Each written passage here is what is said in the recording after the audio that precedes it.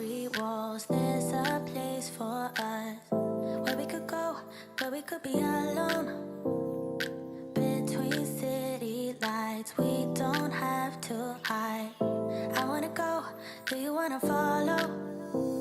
There's something in the air, I can't explain it, but it's there. Ain't nobody gonna find us in our secret love affair. I don't wanna have to hide no more, it shouldn't be unfair. I wanna go, and I wanna know, do you wanna follow?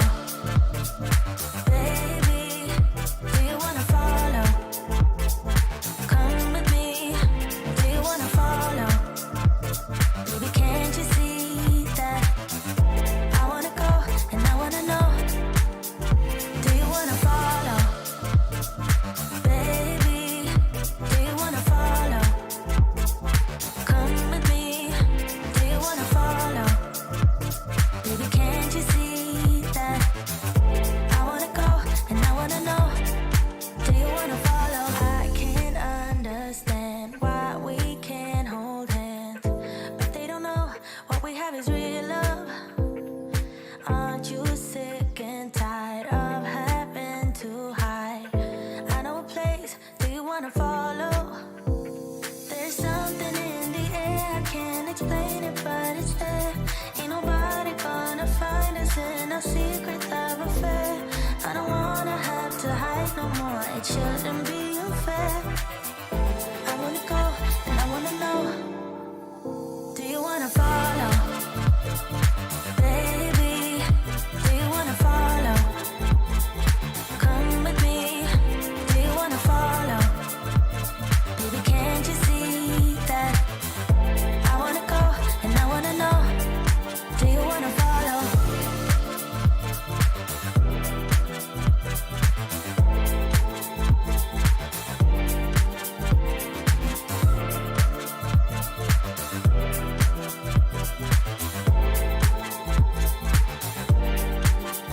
Do you wanna follow? Baby, do you wanna follow? Come with me, do you wanna follow? Baby, can't you see that? I wanna go, and I wanna know, do you wanna follow?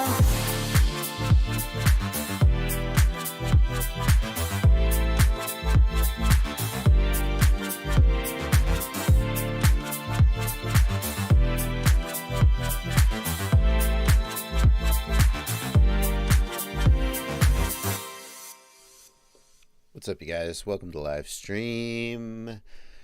It's good to be here. But does it feel like it's different time? Does it feel like it's an hour earlier? Like it's noon instead of 1? Yeah, it does to me. Because the clocks jumped last night. The clocks jumped for us. They jumped forward. Spring forward. I am very pleased. I'm very pleased that we're back on what should be the standard time for everyone, everywhere. I know that according to the planets and the sun and the position of the stars in the sky, that this is not what time should be, but clocks are... listen up. Listen, man. Think about it, man. Freaking clocks, it's all in your mind, man. Clocks don't even exist. What does it even mean? You look at the clock, it shows you some numbers. That doesn't tell you what time it is. It's all made up. So let's just make it up in a way where it doesn't get dark at freaking 4 p.m. in the middle of the winter. Because you know what? I'm already depressed from seasonal affective disorder. Give me that extra hour of sunlight, please. Oh, the farmers. The farmers need to milk their cows.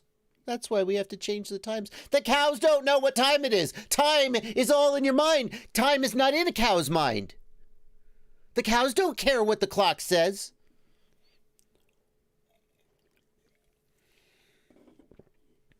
So let's just do the thing that makes the most sense.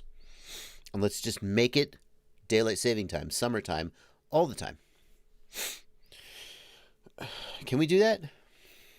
Can I have that? Can I? Because as long as it's going to be winter, and there's going to be no daylight, I'd like it to be daylight in the evening. Wouldn't you? Is there anybody out there who prefers it to get dark earlier and get light earlier? What do you care? You woke up at 5 in the morning to go to your 9 to 5 grind, your 7 to 8 grind. You woke up at 5 in the morning and it's dark. What do you care? You going to, you know, you just get in your car and drive to work, whatever. You don't even want to be there. You barely want to be alive, never mind be awake. Who cares if the sun is up? Just go to work with the sun down. Go to work in the dark. Well, at least when you get off, at least when you get done with work, you'll have like a half hour of sunlight to enjoy. Anyway. Sunset at 10 p.m. all year. That's exactly right, Crunk. Thank you. It helps kids at the bus stop in the morning. Who kids? Kids. Who cares about kids? Oh, the children need to see to go to the bus stop in the morning. Okay, maybe. Light in the morning, says Granola FPV. Way harder to get out of bed when it's dark. After work, I just sit on the couch anyway. Stop making sense. That actually makes a little bit of sense. That's fair. That's fair. Well, I think we can all agree, though, that the time change is a load of crap. Like, if you didn't already know this, look up the stats. The day that the time changes, like, there's a huge uptick in automobile accidents, in doctors, like, making medical mistakes. There's a real consequence to just saying to everyone in the country, hey, guess what? You get an hour of less sleep. Have fun with that.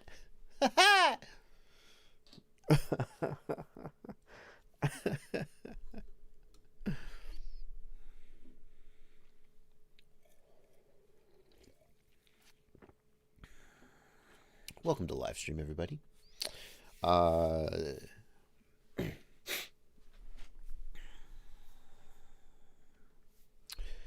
This live stream is not about I don't know. Let's start the live stream with a rant about whatever I want. Today it was that.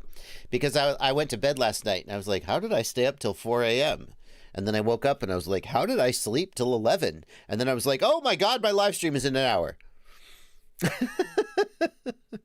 I know, sit and fly. We're on daylight time 8 months out of the year. Just take that little 4 months of winter out. Why would you do that? Why would you do that? Doesn't make any sense. Anyway.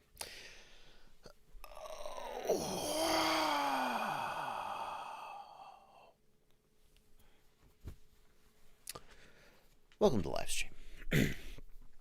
You know who I am. If you're new here, I'm going to answer your questions because that's how I derive value as a human. Is by helping people. Some people crave validation because you know, they like being told that they look good.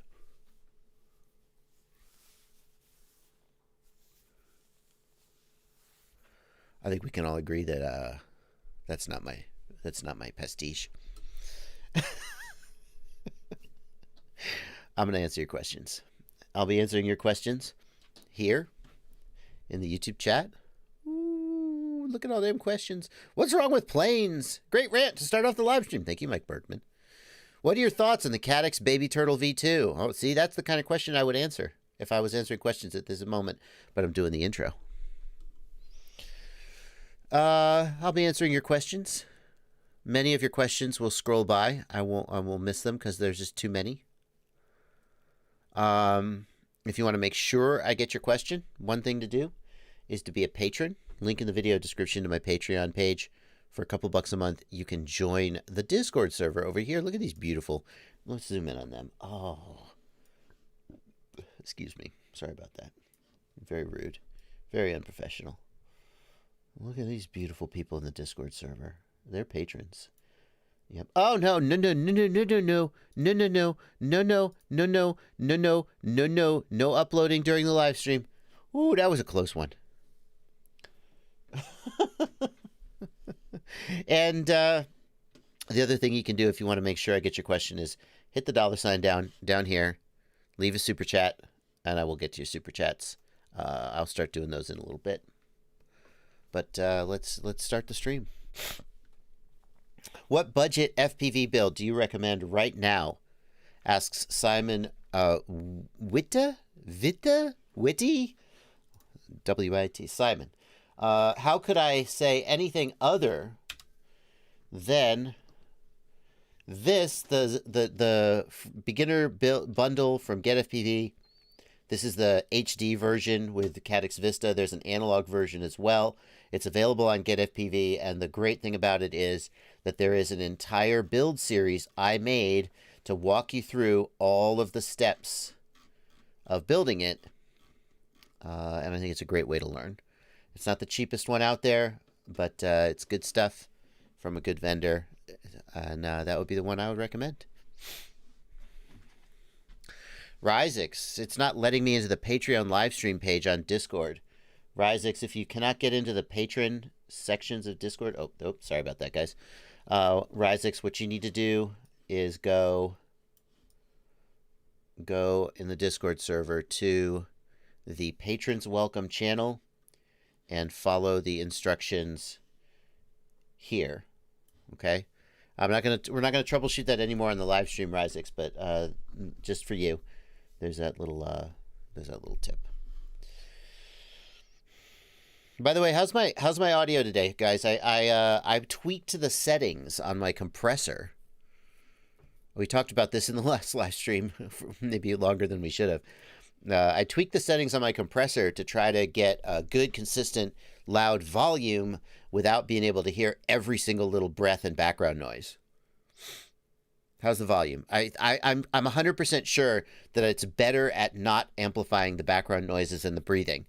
But how's the volume? Looks good? Sounds good? Okay, awesome. Awesome. Sounds better than before. Thank you, Stevens Box. Excellent.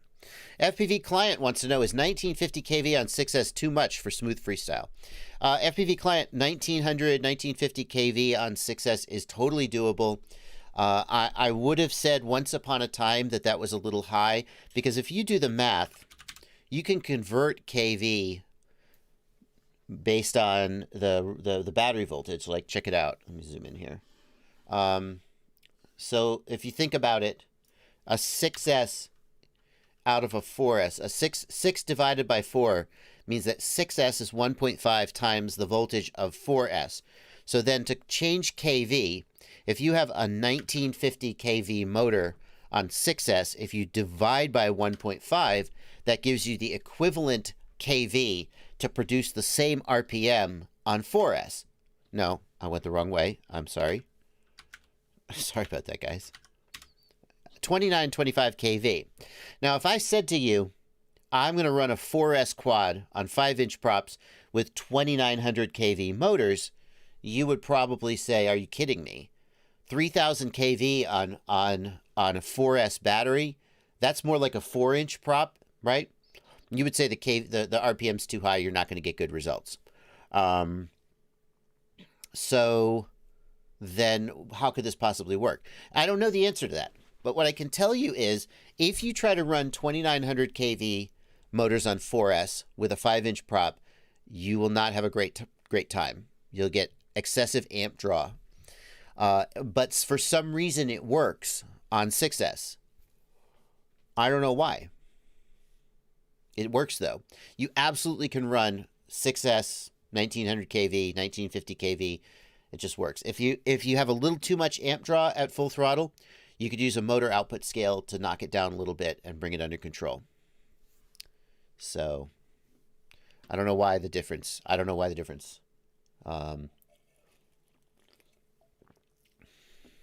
yeah, if you want smooth freestyle and you want longer flight times, you're probably going to do better with a lower kV motor. And you'll even find some motors using lower powered magnets there was a trend. So magnets that come in different sort of strength ratings. It's basically just how powerful of a magnet it is. N3 Frame in the Discord. I do agree 1950 kV is pretty high for 6S. It will work though. Whereas on 4S, it just, the equivalent kV just would be a terrible idea. What was I saying? Shoot. Oh, crud. I interrupted myself and now I lost my train of thought. No, the magnets. Thank you. The magnet strength. So there was a trend of manufacturers using more and more powerful magnets to get, basically, the more powerful the magnet, the more powerful the motor. But more powerful magnets are also less smooth generally because the stronger magnetic field basically makes the motor more notchy. This is very, very... motor designers are really annoyed because there are all kinds of things I'm not talking about here. You can have a motor with powerful magnets that isn't notchy. You can get smoothness, but in general, a motor with weaker magnets is going to make less power, but also run smoother. I think that's generally true. So there's a trend a while back to go from like N48 to N52 to increase the magnet field strength and make motors more powerful. And these days, you really will struggle to find many motors with less powerful magnets in them. But a lower kV motor may have less powerful magnets in it and be smoother. The more powerful magnets increase the kV. I'm pretty sure that's true, but actually... All right, well, I'm just going to move on. Steven's Box in the Discord says, I thought the rule of thumb was to maintain prop tip speed below the speed of sound. That is true. If the prop tip exceeds the speed of sound, very bad things will happen. So you don't want that.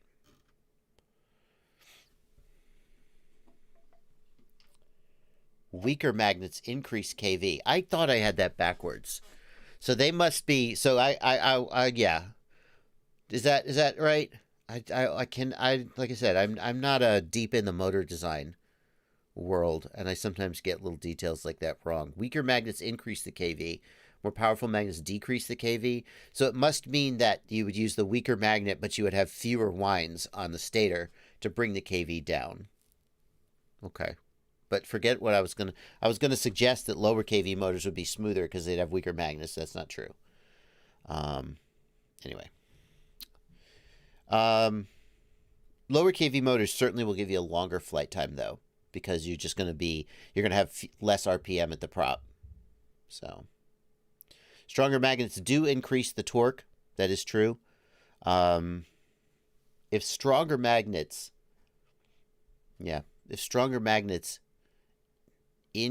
decrease the kV, then they must then increase the number of winds to bring the kV back up.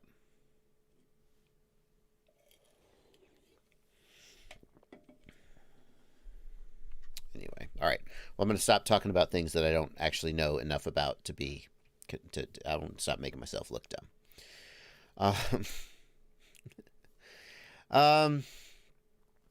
Let me get a couple of these super chats out of the way. Dion Potgeiter, thank you for 35 South African Rand. Beta 75 is an awesome quadcopter, lots of power. Yeah, so glad you like it. Some people dislike the Beta FPV, Beta 75, because there's a guy on YouTube who is on an absolute crusade against the Beta FPV 75. He thinks that the frame is weak and is really unhappy about it. And he is just on a crusade to do something about this. So, Patrick DeHow, thank you for 549 euros. iFlight Success F7 Twin G HD stack or T-Motor F7 HD stack. Ooh, that's tough. Excuse me. So unprofessional. Whatever. You get what you get. You get what you get. This is me. Someone in one of my comments on one of my other live streams was like, maybe you shouldn't drink carbonated drinks on the stream.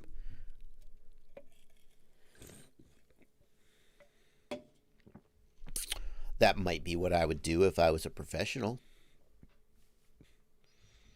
Oh, crap, I am a professional.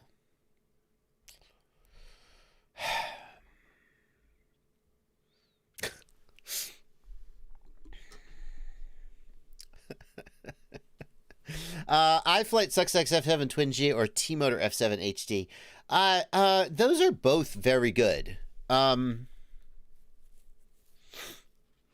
are both very good. So let's look at them. I mean, since it's the HD stack, you probably don't care too much about UARTs because you're going to have your video transmitter and your receiver, maybe not your receiver, but your video transmitter is going to be taken care of by DJI. Not Amazon.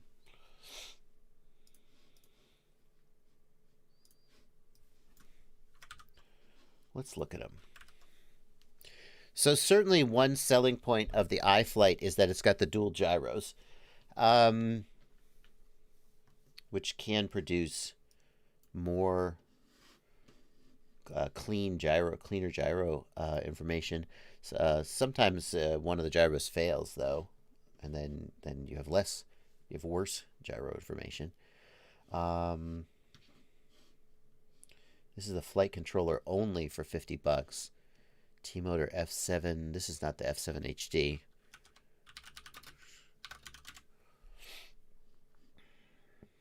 Do they not have it? Okay. Get FPV. Why?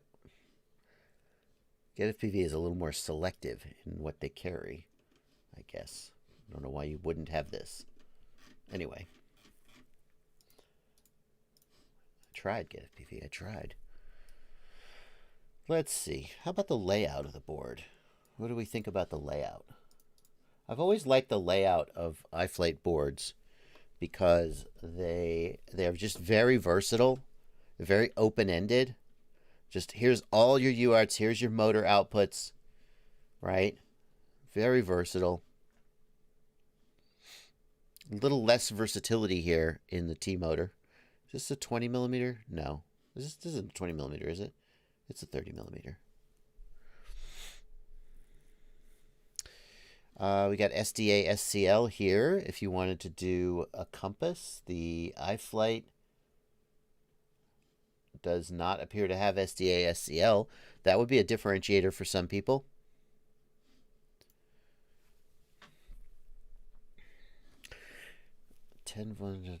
I think looking at the flight controllers alone, I would take the iFlight. I like the versatility of the iFlight layout. The T-Motor has a PPM input.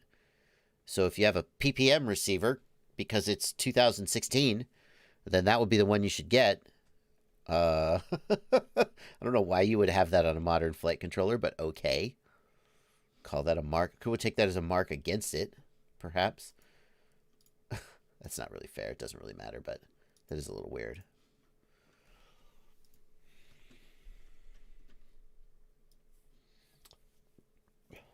The one thing I would say, though, is T-Motor ESCs are freaking amazing.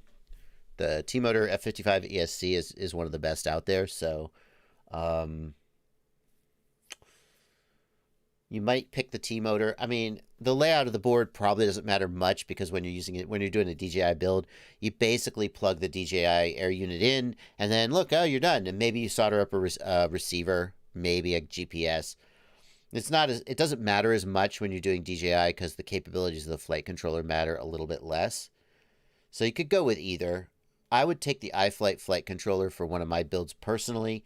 The T-Motor is going to have the stronger ESC, I think. Oh, there you go. Dion, let's see. Roxtrot, thank you for $20. Bardwell 2024. I will not be running for office. No. Dion Potgeiter, thank you for another 35 South African Rand. We need to remember DJI FPV is just what it says, first-person view. It's not DJI Racing or DJI Freestyle. Dion, that's not true though. You're trying to make it. No offense. I'm not trying to get all up your butt here. you're trying to make an excuse for them, but they explicitly market the DJI FPV drone as a like if they show there's a commercial they made where they show a person, a kid, trying to build a freestyle drone. And he like is looking at Betaflight and his soldering iron, he's confused, right? And it's so hard. They literally reference Betaflight and soldering and then the DJI FPV drone comes out of the sky. They are explicitly positioning the DJI FPV drone as the easiest way to get into FPV. Now you could say, but FPV isn't freestyle or racing. It's by that logic, you freaking fly a Mavic with the Goggles RE and it's an FPV drone. They're explicitly positioning this against racing and freestyle drones. So it is 100% fair and Cinewhoops, right? How are they positioning this? It is an acrobatic cinematic drone to get shots like chasing mountain bikers and so forth. The kind of shots we use Cinewhoops up to 5 inches for now. And they're explicitly positioning it as a way for hobbyists to enjoy FPV. And what is that if not a freestyle or racing drone? So it is 1000% fair to compare it in that way. They market it that way. That's my opinion. Josh Fisk, $2. Thank you for a $2 super chat. Any update on the DJI V2 USB video out on the Air Unit Vista? No update, and I would not expect to see an update. I would expect that isn't going to happen. I don't think that's ever going to happen. Don't hold your breath. McLean Mert, thank you for a $20 super chat. I told you I got you on a super chat, but I did hear from I helped McLean out with an issue, and then he said I'll super chat you in the next. So thank you for that, McLean.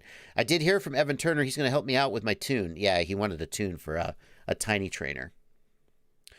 He may not be able to give you the exact tune because he's flying Falco X. I think he flies Falco X on the tiny trainer, but I'm not 100% sure. So don't take that to the bank. But have you tried the analog mod on the DJI Goggles V2? There isn't really. Thank you, DJ CJX, for a $5 super chat. There isn't really an analog mod. You just plug an analog receiver into the AV input. It's the same. It works the same. All right. Greg's Maker Corner says, I can't wait for sturdy arms or a stiffer frame to come out that you can repair. Yeah, so I would really like to see what someone could do. And I know people are working on this for a fact. People have reached out to me and told me they're working on this. A carbon fiber frame that you sort of gut the DJI drone and put it on your own frame. The only problem is then when you crash it and you have to send it back to DJI for repair, what are you going to do? So...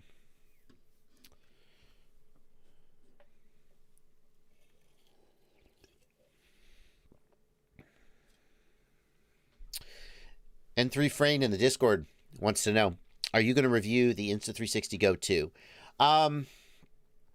I did not feel like I was in a rush to review the Insta360 Go 2 because the Insta360 Go I did review. And the Insta360 Go was good at a very specific thing, but it was not in general a great action camera.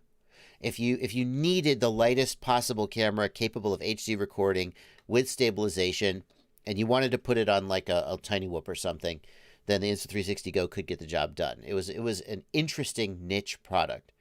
So when they said they were coming out with a second one, I was like, well, it's an interesting niche product, but maybe I'm not going to like dive into that niche. But the Insta360 Go 2 adds like up to 30-minute recording. It adds higher bit rate, it actually is sort of starting to, just barely be an actual decent action camera. So I don't know. I'm not sure if I'm going to like jump to review it just because I always feel like I have more. There's products out there that people would really like me to review that for some reason just don't make me go, oh, let me get that. And sometimes I review them anyway, just because you guys want me to. And sometimes I'm just like, yeah, I'm not going to do that. So I couldn't say. Mystery Smith in the Discord wants to know, any way to get the number of satellites in the DJI goggles? Yes. Number of satellites is an OSD element that is supported by the DJI goggles. As long as you have OSD working, you can, it'll just be there. It's just turn it on in the OSD.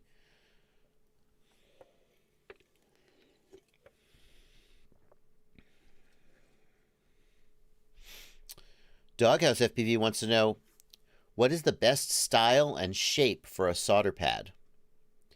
Round, square, with or without rounded corners? I have no idea. I personally tend not to use through holes. So if we go back to these flight controllers, you'll see that the iFlight has pads, but not through holes. The traditional way of doing a wire solder pad is with a through hole, and the wire goes through the hole, and then you solder it down, and it has a lot of contact with, it has a lot of mechanical reinforcement. That's fine. I seldom solder my flight controllers that way, and I'm not really sure why. I really prefer to just have a flat pad that I can solder to. I just never, the thing is, when you're soldering a circuit board, you will often just stick the wire through the hole and then solder from the backside. But whenever I'm soldering a flight controller, the flight controller is usually mounted in the quadcopter because I need to get my wire lengths right. And since it's mounted in the quadcopter, I can't flip it over. I can't flip it over to solder from the backside. So since I'm not soldering through holes anyway, I'd rather just have flat pads. Yep, that's the basis that why I seldom use through holes. Because to use through holes, you got to flip the thing over, and I'm not going to do that.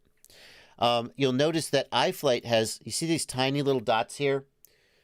Oh, you can't see my mouse. Sorry. You see these tiny little dots right here on all these pads? Those are called vias, and they're tiny holes through the different layers of the PCB, and they help heat transfer. They make the pads more resilient and less likely to lift a pad. So that's one argument in favor of through holes, is that you've got this hole through, and you've got copper lining that hole, and it helps heat transfer through the different layers of the board so you don't lift that top layer of copper. The way that iFlight has done it with vias, I think. That's what I prefer. As far as round versus square, obviously larger pads are better. One of the things I did with the JB F7 flight controller is I made the pads as large as I could.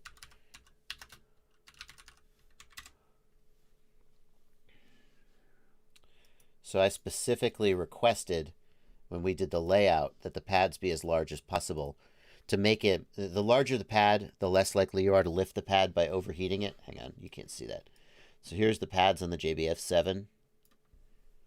I wanted them as large as possible so that they'd be easier to solder to for beginners. So there you go. A lot of people prefer through holes. Absolutely. Another disadvantage of through holes is that if you do through holes, you can't have anything on the other side of the board. So if you look at the JB F7, on the back side of the board, we have other stuff. Right? Get the flipping. If you look at the back side of the board, we got other stuff. Well, if we had through holes there, we couldn't do that.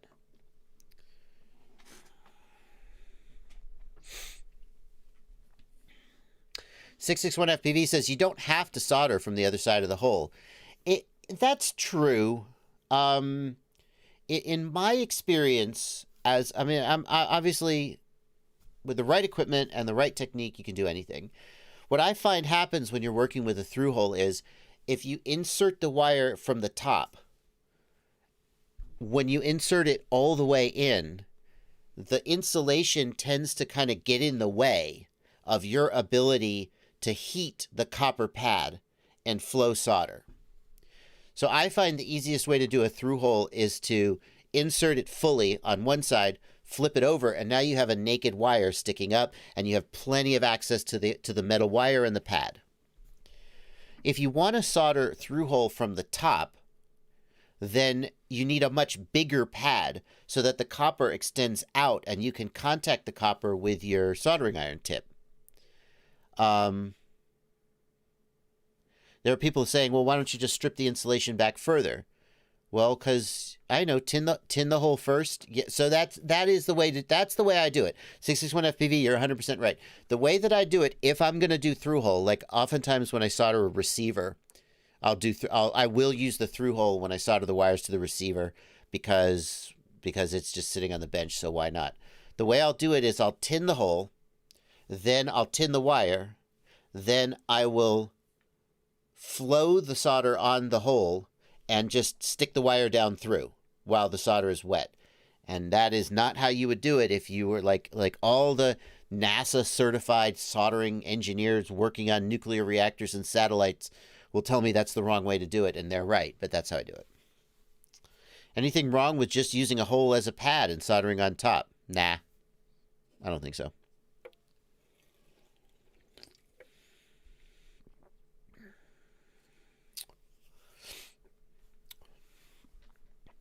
The thing is, the big advantage of through hole is mechanical reinforcement, right? That's the big advantage. I don't find that I ever have problems.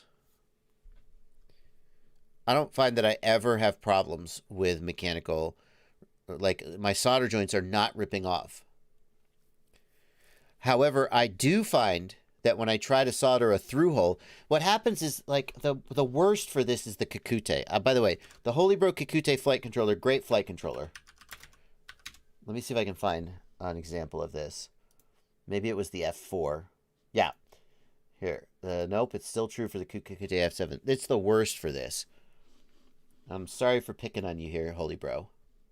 I love you, Holy Bro. You make a great flight controller. But this is the freaking worst.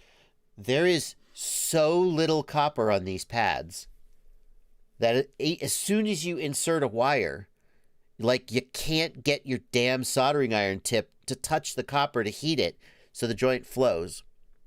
I mean, maybe if I had like a really tiny soldering iron tip, I could get it in there. But I use like a 2.4 millimeter chisel tip for almost everything.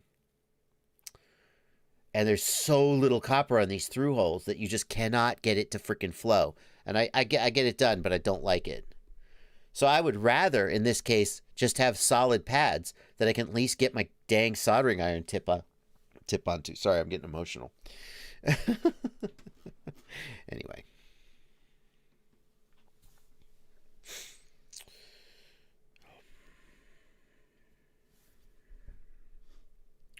You can also have solder drip out the bottom of the hole. That's right, 661 FPV. So, all right, that's enough for that question. Thank you so much for asking that question. It's a great question, and I really enjoyed talking about it. Dion Portgeiter, thank you for 35 more South African Rand. So the question should be, is DJI FPV any good for freestyle or racing? And the answer is no. The DJI FPV drone is not good for freestyle because it lacks durability. You can freestyle it. In fact, there's a video, Min Chan Kim, the arguably the best racing and freestyle pilot in the world. Not like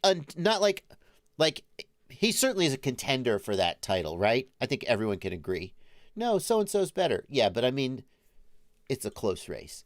He flew the freaking DJI FPV drone, freestyled the crap out of it. You can freestyle it.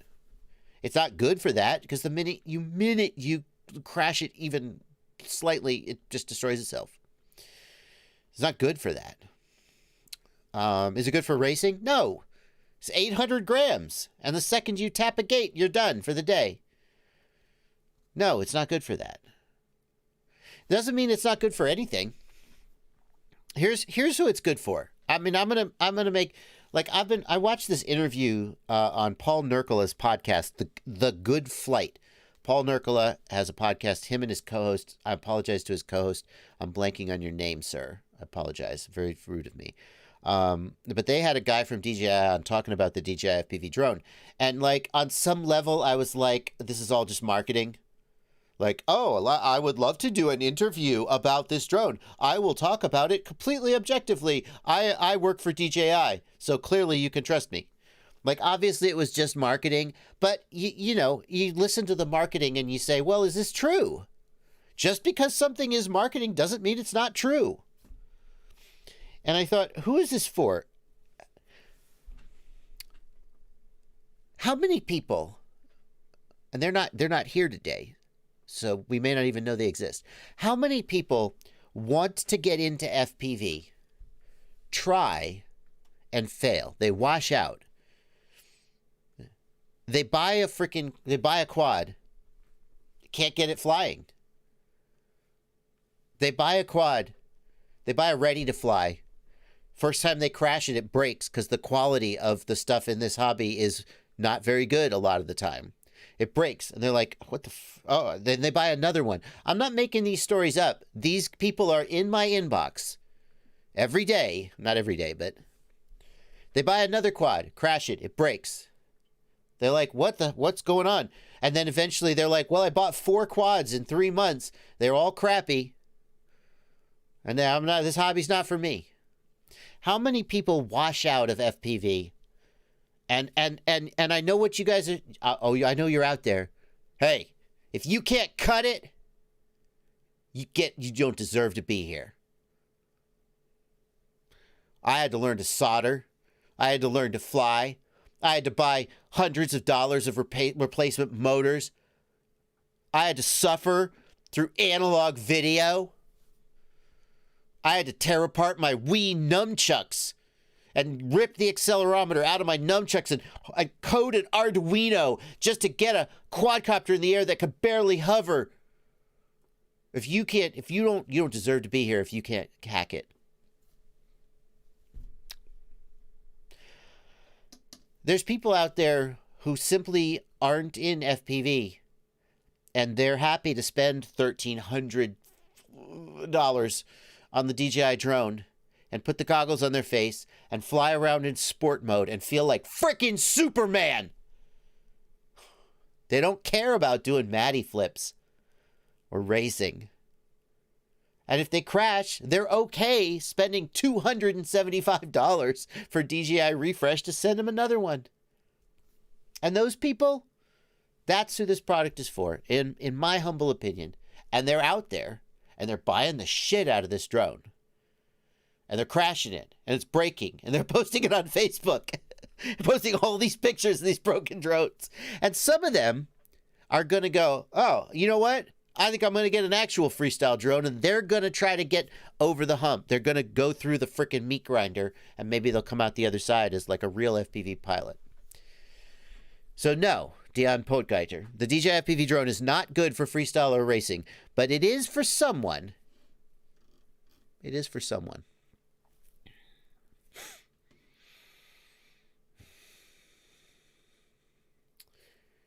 Arctic Ice Quad. Hello, thank you for 55 Norwegian kroner. Hello, JB. Any pros and cons for getting an X-Class build? Yeah, pros, it's big and awesome and terrifying. Cons, it's expensive, and it's the minute you crash it, $500. So, I would build a beast. If you are not interested in racing X-Class specifically, then build a beast class. X-Class is arbitrarily large. They said 1 meter, 800 millimeters, 0.8 to I think 1.2 meters, or minimum 0.8 perhaps, but around 1 meter. But it turns out that like 13-inch props are about right for X-Class, and so you end up with these 1 meter drones with like relatively small props on them. And Beast class basically is around I think 575, 600 millimeters. Which is just the right size for those 13-inch props. It performs better. If you want a large quadcopter for fun, don't build an X-Class, I would say build a Beast class. Because you just won't carry any arbitrary weight, and you won't have extra... You'll have more agility, because the quad's smaller. I will say... but again, cons. It's going to cost you $1,300, $1,500 to build it. Something. Maybe a little cheaper if you don't go with if you go with a 6S powertrain or an 8S powertrain, maybe you save money, but they really don't fly as well. The 10S, 12S is where you really want to be if you want to get the most out of it. So you're looking at a lot of money, and then the minute you crash it, you're out easily. 100 or 200 bucks, no question, maybe more.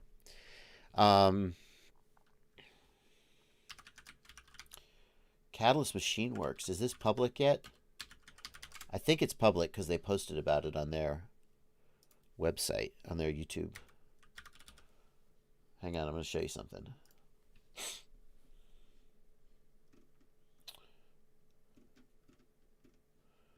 Catalyst Machine Works is making this. I'm intrigued by this. This is a 9-inch prop, Catalyst Machine Works America. Oh, whoops. You didn't need that. And it looks like it very interestingly fills a gap between like 5-inch freestyle and Beast Class 13-inch freestyle. 9 or 10 inches is enough that you still get some of that like big quad feel, but it's not so big that it will absolutely destroy itself every time you crash, and it's just a little cheaper. So I'm intrigued by that.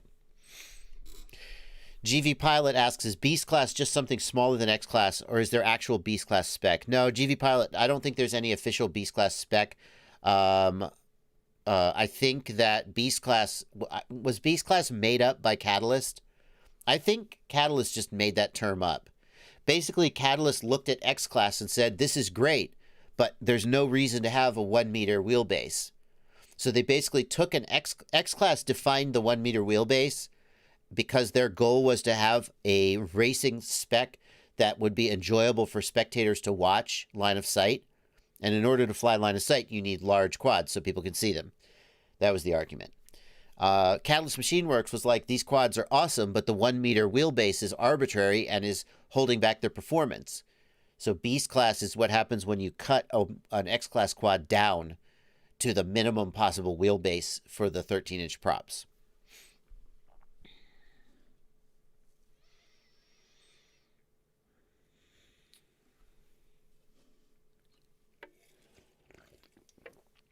And then the 9-10-inch class is also pretty awesome.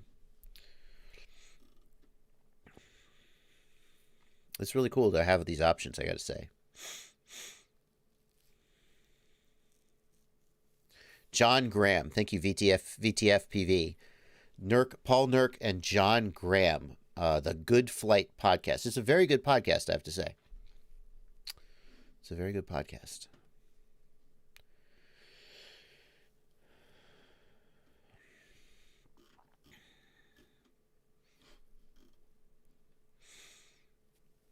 Hillscraper FPV wants to know, is there a way to have the DJI emergency brake feature on a normal Betaflight quad? No, because you would need like GPS and other things like that. And Betaflight generally doesn't support that well. Del Squancho FPV, thank you for a $20 super chat. After motor scaling 4S motors to accept 6S batteries, I had to drastically lower my PID tune so it would fly properly. Is this normal? Did you use motor scaling or throttle scaling? If you use motor scaling, I still am not, I'm not like shocked that you had to adjust your PIDs. A lot of times, depends on your PID tune. If you've tuned your 4S quad like to the limit, then when you do 6S with a motor scale, you may need to adjust PIDs, yes. The good news is that the PID profile selection, you could change the PIDs as well as the motor scaling, depending on what battery's plugged in. Nord FPV, thanks for 50 Swedish krona. Hey, you got the strap. I can see it in the back. How do you like it? Yes. This is the goggle strap from Nord FPV. It is on my DJI V2 goggles. No, my V1s. Sorry. Yeah, I mean, I like it. Thank you for sending it to me. Nord FPV. Here, let's throw it up on stream. That's the least I could do, right? I'm a big fan of 1.5-inch goggle straps. I don't like the 2-inch straps.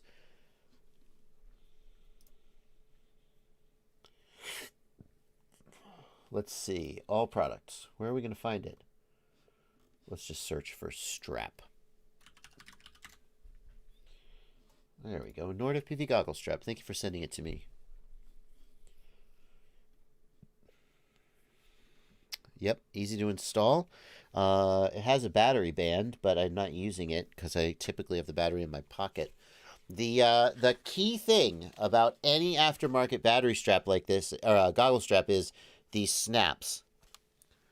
I'm not going to say what strap they were using, but because I mean, who knows what actually happened? I don't want the strap to take the blame.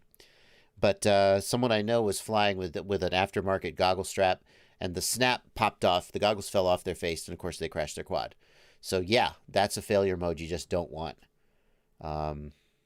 You want to make sure those snaps are real freaking secure. Jack Lenoir wants to know, why is the DJI FPV drone's GPS so much better at picking up satellites than any custom-built drone? Yeah, because DJI are freaking wizards. I'm sorry, everyone out there who hates DJI on principle, cover your ears. They're freaking wizards. They can freaking make a freaking piece of electronics that works. Why is it better? I don't know. You turn on the freaking drone, and it's got 24 satellites locked. Meanwhile, there's freaking my Betaflight drone trying to put a triangular peg in this round hole going, 4 sats, 3 sats. I don't know why it's so much better. I don't. It's just good. Jolly Monster FPV in the Discord wants to know, I have a green light on my RXSR, but I have no connection. Okay, so what you mean, I think, is that there's no movement in the receiver tab. I did not change anything in Betaflight since it was working. Okay, so your configuration, we can assume your configuration is correct. The only thing I changed was a motor. What could my problem be? I'm going to assume you also have a blue light, which means you're in S-Bus mode. Again, you didn't say that you messed with the receiver at all, so let's assume that the receiver is okay. The only thing I could guess is that somehow when you changed the motor, you messed up the wiring to the RXSR. Like you touched something with a soldering iron that you shouldn't. We know you didn't change your configuration. We take you at your word. And we know that, like, you didn't accidentally press the bind button. Probably not.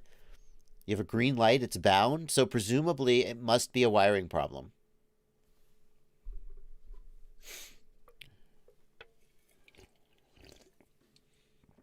Patio Patterson says, how does my cell phone have sats when I turn on GPS and navigate?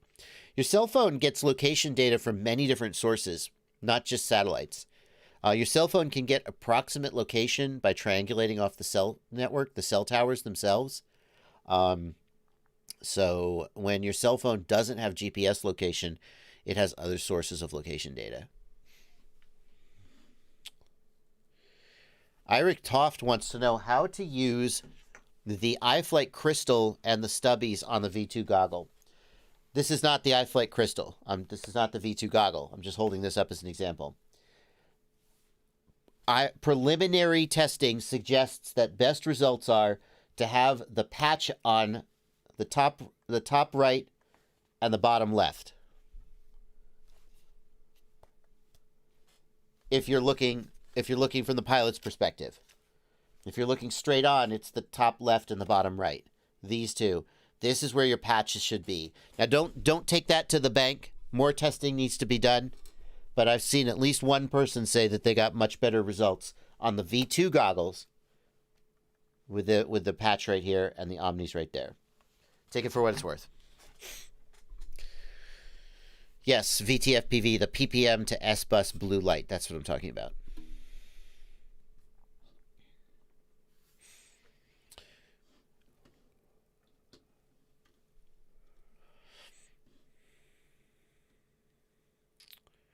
Printing Bjorn FPV, thank you for 5 Swiss francs. If I cannot get more than 4 or 5 GPS sats, what can I do? I already have a separate voltage regulator. The flight controller is the SuxXC F4. The GPS is the HCLRC M80. I don't know, to be honest with you. Is the HCLRC M80 a good GPS, first of all? Right? It's one of the small ones. Like, certainly a thing you could do is try to get a higher quality GPS unit. For example, people tell me that the Matek GPSs are very good. They have internal filtering and amplification and I don't know what. People tell me that the Mateks are some of the best. You could certainly try to get a better GPS. Powering up the quad. By the way, I'm not endorsing that specific GPS. I just searched for Matek GPS.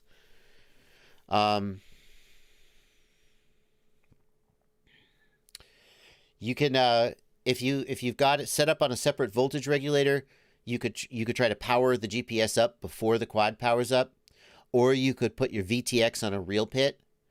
But basically, you want the GPS to be able to download all its data without interference. I think there are certainly things we do on our quadcopters that make the GPS have to work harder. But having it close to sources of electrical noise, including the flight controller and the video transmitter and the receiver too, if it has telemetry. But using a good quality GPS unit would be a good place to start. Like I was just looking at this one recently. The U-Block SAM M8Q. I was looking at it because they actually sent it to me. This is the Lumineer QAVS 4-inch. I've got a build series about this coming out soon. I actually finished recording it, and it's being edited. And they sent this Matek GPS. There we go. And I was like, oh, that's interesting. If you look at the specs for this GPS, Matek advertises onboard ultra-low noise voltage regulator and RF filter for noise blocking. Additional front-end amplifier for optimized performance and front-end SAW filter for increased jamming immunity. Now, I don't know how much of that is true and how much of that is just marketing BS. I don't know whether that's just a standard thing that all GPSs have or if this is truly something unique that Matek has added. But there clearly are design features that you can put into a more expensive GPS that are not present on the bargain basement ones. And so the first thing I would do is I would try to find the best possible GPS unit. I wouldn't just go out and buy a BN180 and assume that it's as good as anything else. Do you need a compass? Asks Richard. Betaflight doesn't. Betaflight can operate without a compass. A compass does help, though.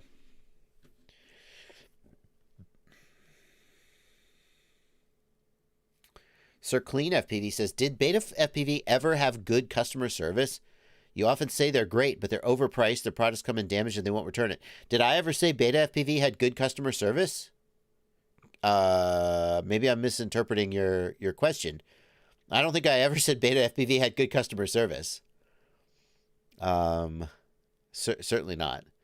I always say, I think, I mean, I guess I shouldn't say that because maybe there's times when I haven't said the same thing every time.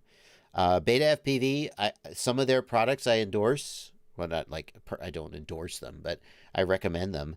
For example, the BetaFPV Lite radio. If you get one that doesn't have screwed up gimbals, it's good. It's a very good radio for the price. But a lot of times they have screwed up gimbals and you have to resolder the wires. Like, I think every time I talk about a BetaFPV product, I try to say, BetaFPV can make a good product, but it's hard to, they're inconsistent. That's I think the message that I send about BetaFPV. Like, it's not like I would never buy a BetaFPV product ever. I think that as companies in FPV go, they're far from the worst. They certainly make some innovative products that other people aren't making. They also copy a lot of stuff that other people are making. I know that Bob Rugi, is a little annoyed at some of the stuff. But then again, you look at what BetaFPV is doing with Insta360, and it's like, oh, that's pretty cool what they're doing over there with the naked GoPro and so forth, or the SMO 4K.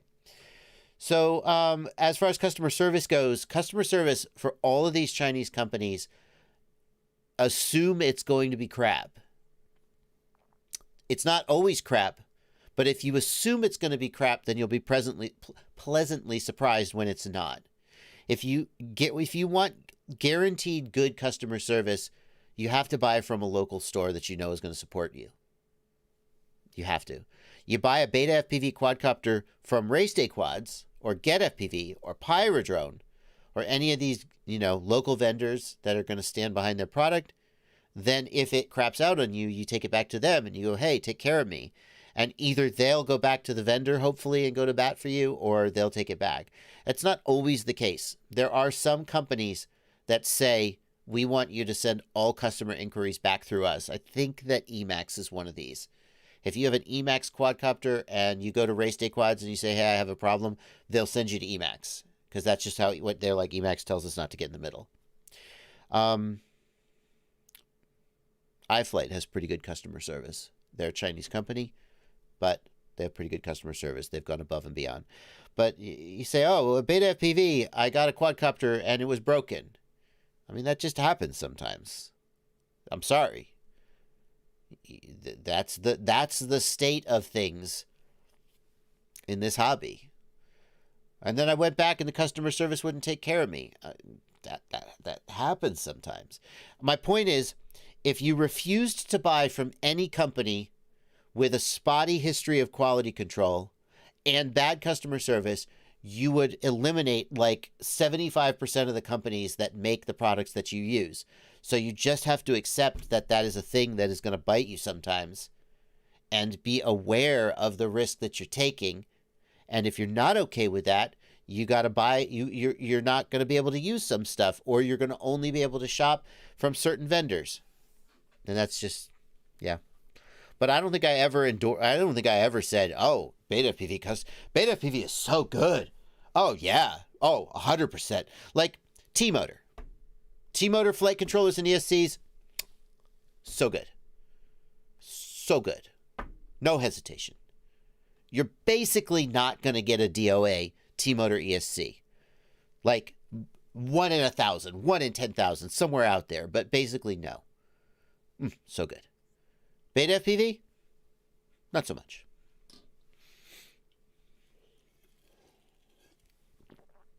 What you need to do is keep your ear to the ground for companies that do have good customer service.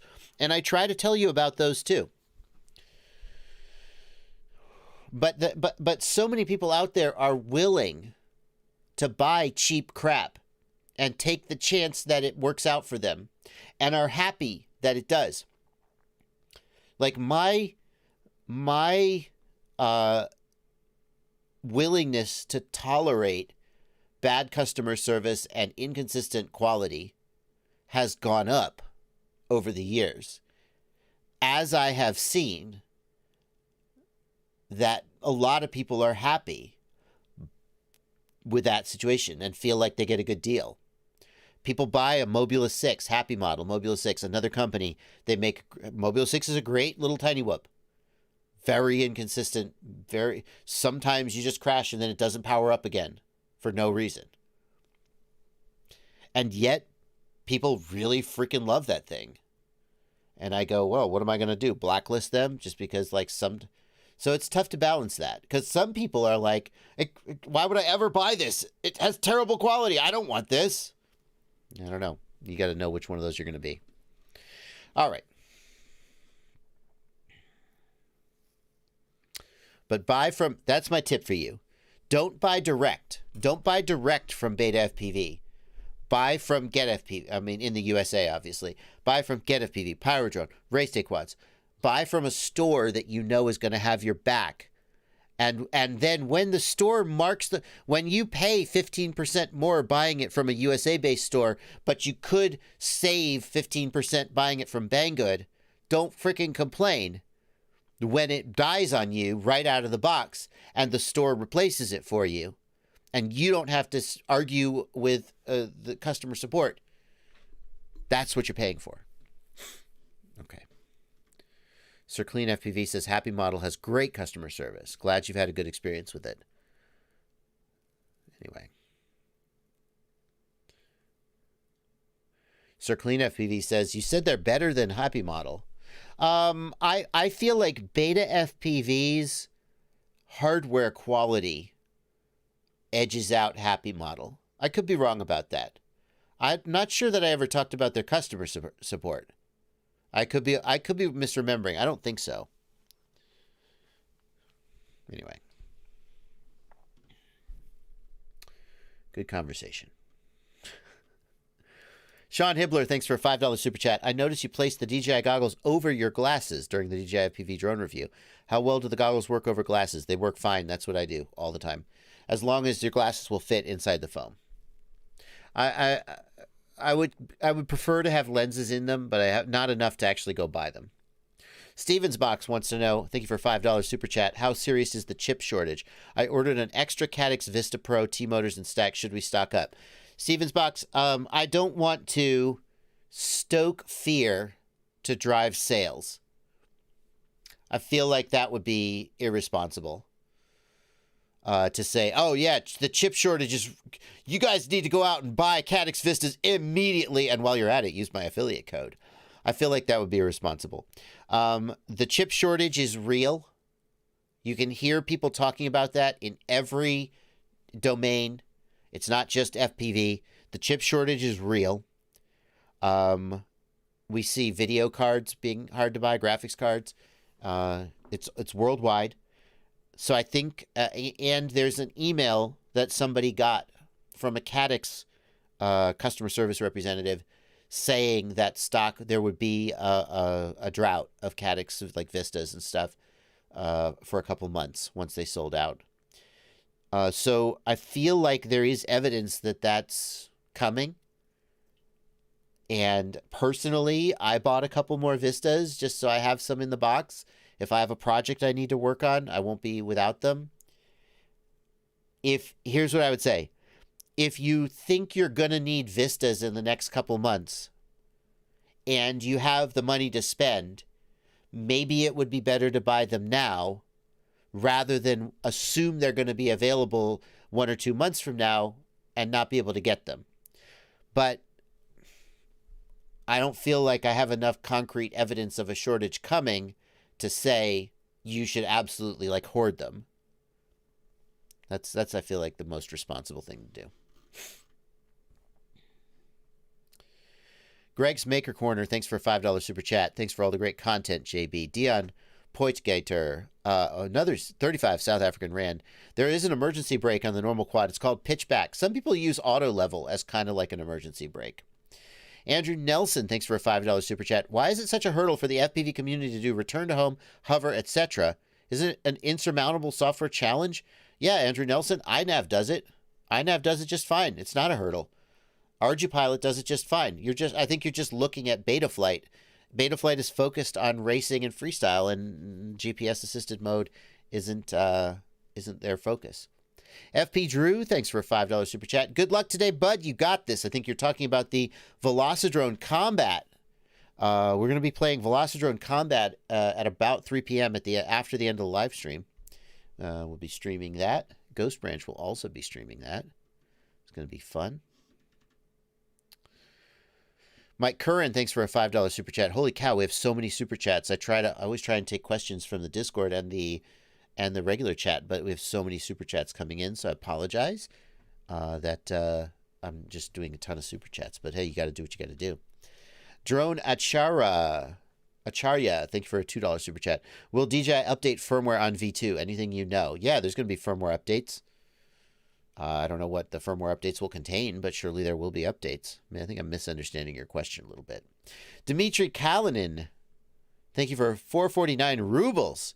What's more cost-effective, having 2 identical quads or 1 quad and a set of spares? I would have 2 identical quads. The reason I would have 2 identical quads is the second quad is spares for the first, or vice versa. So let's say you're flying the first quad, you crash it, you smash a motor. Now you start flying the second quad. If you had spares, you would just replace the motor, but you would have to take the time to replace the motor. So having 2 identical quads means the minute one is out of commission, you simply set it aside and you start flying the second one. As a hobbyist, that's a convenience. As a professional, it's a necessity.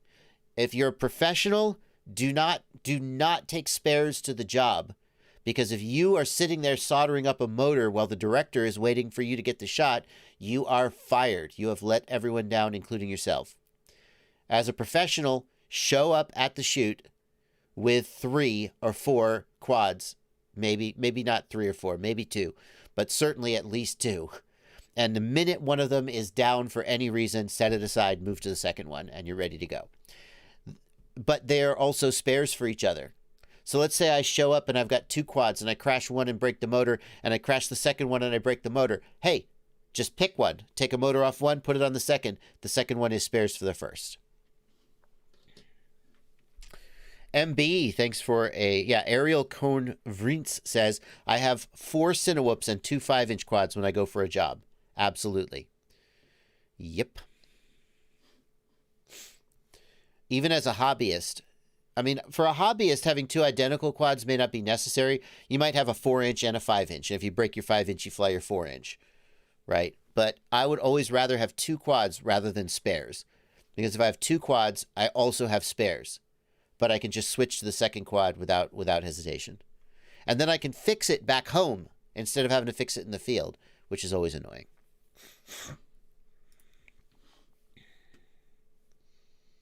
Shut up. Someone, thank you, Danny Yesser, Bad Habit RC in the Discord, for sending me this. What the hell? Oh, I did not know that was going to happen. Oh my God, what happened? Oh, Christ. That is a real problem. Does the motor come off? The motor comes right off. This guy is really lucky. Wow. The damn motor came off. Okay. How many times are we going to watch this? Wow. I mean, cool, but also, wow. He is really lucky. What the hell? Thank you for sharing that.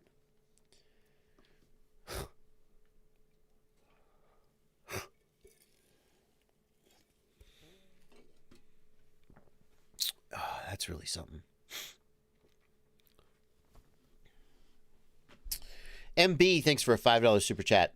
Will the Recon 5 mini long range make an appearance on your channel? I think we showed that in the new product roundup. I don't know if I'm going to review it. There are so many ready to fly quads these days, buy to fly quads. It's hard to review all of them. I don't want my channel to just be never ending reviews of new bind and flies. I have to say, like, there are channels out there that are very focused on reviews, and just every video they put up is a review of a new product. That is very valuable because, like, people want to know about these products. They want to know what they are, you know, people like watching that content. That's not the content I want to make. I want to focus on stuff that is interesting in some way, as opposed to just trying to review everything. And not every, like you take 5-inch bind and fly. Not everyone just sort of makes the cut for me. So I couldn't say. Andrew Nelson, thank you for a $5 super chat. I want to plug my noise-canceling earbuds into my Tango 2 and hear my quad at long range. Do I need analog to do this? Air Unit won't do it, right? You can't plug your earbuds into the Tango 2. The Tango 2 doesn't pick up video or audio. The DJI Air Unit will not transmit audio. So I don't think there's basically no way to do what you want, because you would need a separate transmitter just for the audio. And that does exist, but just it's going to be really cumbersome to make it work. You really need the Air Unit to transmit the audio, and it doesn't do that. Fuman Ciano? Do you have any experience? Thank you for a $5 super chat. Do you have any experience with Amex products? Their F5 frame and motors look interesting, but I've never used them before. Do you mean like the Amex Inno motors? I don't have experience with them, but they have a good reputation. As far as the frame, let's look at it. The Amex F5. See if we can find anything else out about it. Yeah, so they have a good reputation. Their motors do anyway. When I talk about their motors on stream, people have a good response. I haven't personally used them. They're a German company, I think. German's well known for engineering. It's an interesting looking frame.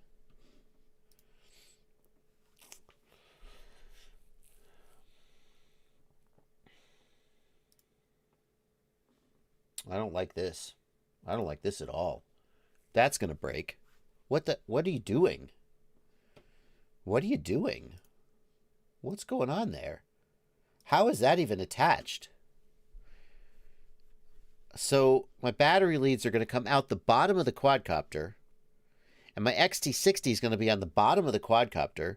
The idea, of course, is to keep the battery out of the props, the battery lead out of the props, but how is that not going to get smashed? Like, guarantee that's going to get smashed, right? Like that to me, I mean, there's many, obviously you don't have to put it there, and I wouldn't. I'm not sure who thought that was a good idea. Other than, I mean, it looks like a fairly typical 5-inch freestyle frame. I like these, the waistline here helps keep the battery straps in place. I'm a fan of that design. It also reduces weight.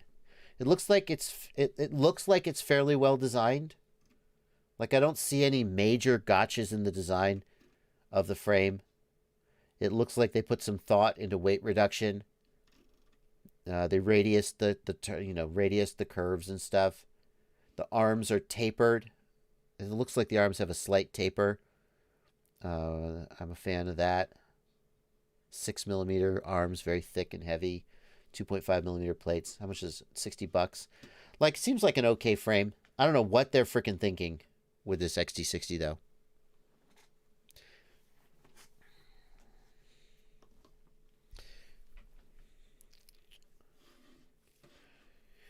Scott Steely, thanks for a $10 super chat. I flew a 6-cell drone on Acro. I lower the throttle and the drone tumbles down. It doesn't hover down the first time that happened. 3-cell and 4-cell never. Why did it happen? Did the motor stop, Scott Steely? Like, I have no idea. Did it death roll, or did it... I need a little more information about what happened.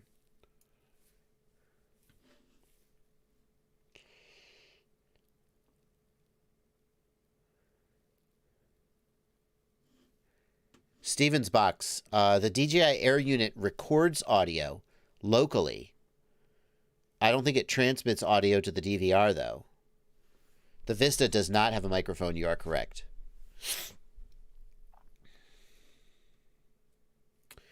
What if the issue was air mode or motor stop, then why would it happen on 6S but not 3S or 4S? That's the question. Ryzix RCFPV. I appreciate Ryzix. Thank you for the $25 super chat. I saw your question in the Discord. You're asking the same question here on the $25 super chat. Your super chat is so generous, and I really appreciate it. I was not answering your question in the Discord because I thought it was a little deep, and I didn't want you to feel like I was ignoring you. Now you've come back with a $25 super chat, so you must really want it answered. So I'm going to go ahead and answer it. David Gregorian, did I miss your super chat? I don't think I did. Hold on. Where's David Gregorian? I didn't miss your super chat. You just left it. I just haven't gotten to it yet, man. Take it easy. Take it easy. Can iTerm Relax make a quad have instability when zeroing after full throttle punch? I noticed that in the black box air mode on, the quad thinks it's flipping on pitch and roll, and the iTerm of the gyro rod data. Air mode off equals stable.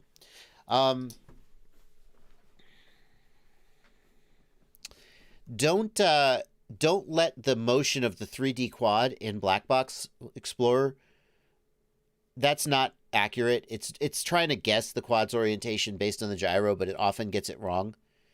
So don't worry about that. Did you actually have instability in flight, Ryzix? That's the question I would ask. If you're just basing it off of the Black Box Explorer, then I wouldn't, especially if you're just looking at the 3D model, I wouldn't worry about it. To go to your question, can iTerm Relax make a quad have instability when zeroing after a full throttle plunge? What iTerm Relax does is when the throttle, not the throttle, iTerm Relax, it looks at the set point, I think. So when the stick is deflected and the quad is turning, iTerm Relax reduces the iTerm. I don't think iTerm Relax depends on the throttle at all. iTerm Relax reduces the iTerm when you deflect the pitch roller yaw stick. That's what I think is happening. So no, I would not expect iTerm Relax to be affected by movement of the throttle. UAV Tech is in the chat. He says no. Yes, I got it right. Yes. Yep. iTerm Relax is not dependent on the throttle at all. So the answer is no. Yes, UAV Tech agrees with me. Whoo! Oh, yes. I got it right.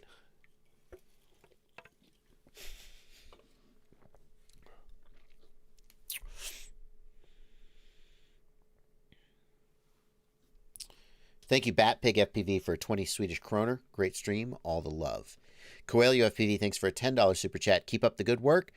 Thank you, Coelho. Jeff Jorzak, thank you for a $5 super chat. The T-Motor Pacer F7 has a 7-pin DJI port, but my Vista has a 6-pin connector. Are they compatible? Why 7 pins when there are only 6 wires? Well, let's just look at the T-Motor Pacer pinout. Mayan, hi. Lexi Jansen is in the chat.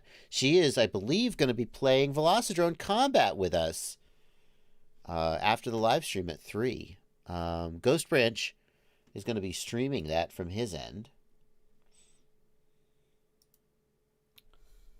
Why would they have an incompatible pin out there? What have you done? Oh, they've put a separate... Why? T-Motor, what are you thinking? What are you thinking? What are you thinking? Why would you do this? T-Motor. Why would you do this? This is the T-Motor Pacer flight controller. And for their DJI plug, they've put an extra ground in. This is so pointless and stupid. The whole point of having a DJI plug is that you can plug in the standard plug that comes with the DJI Air Unit or Vista. Why would you use a non-standard pinout?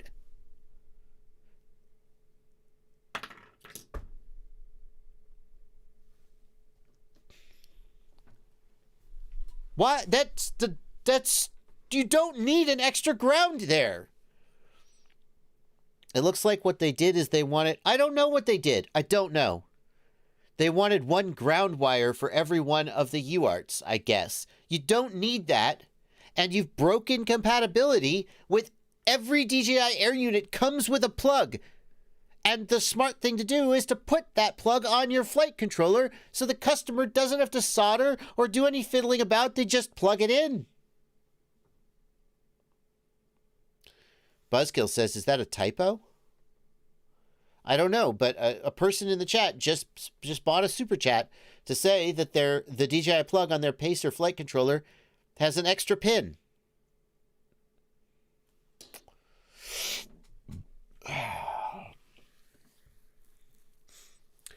What are you going to do? Where's that ground wire going to go on the Air Unit or the Vista? It's not going to go anywhere. This is so pointless. T-Motor, fix this. Fix this. There's no reason for this. There is no reason to have an extra ground wire. The DJI plug should have the same DJI plug as every other DJI plug in the world. That's the point. This is just making work for your customers for no reason. Fix it.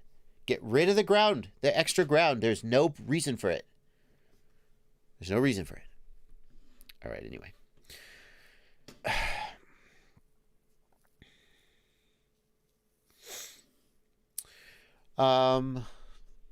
Great.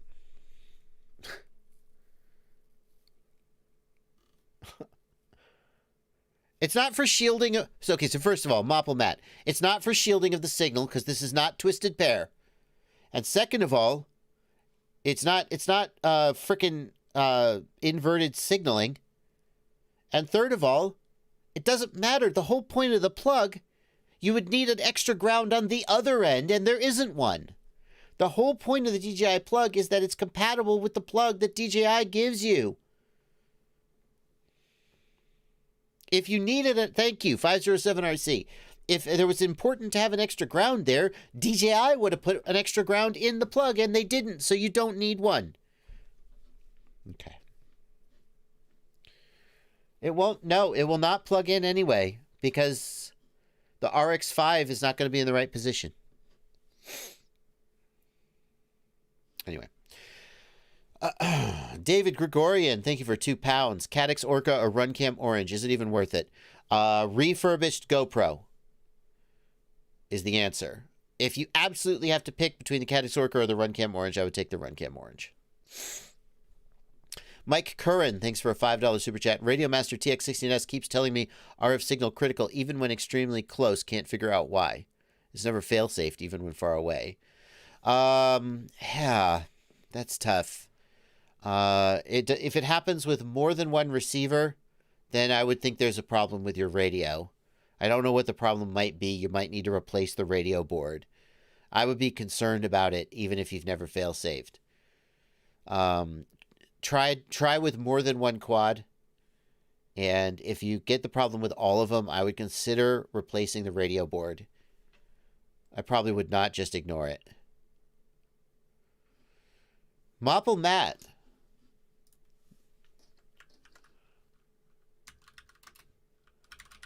Mopple Matt. The DJI pinout has 2 grounds. T-Motor has put 3. That's the problem. There is a signal ground, which is also unnecessary, but okay. 1, 2, 3, 4, 5, 6. The Pacer. 1, 2, 3, 4, 5, 6, 7. They've put an extra ground wire there for no reason. I do see that. I do see that if you plug it in, if you just jam it in to one side, it would work.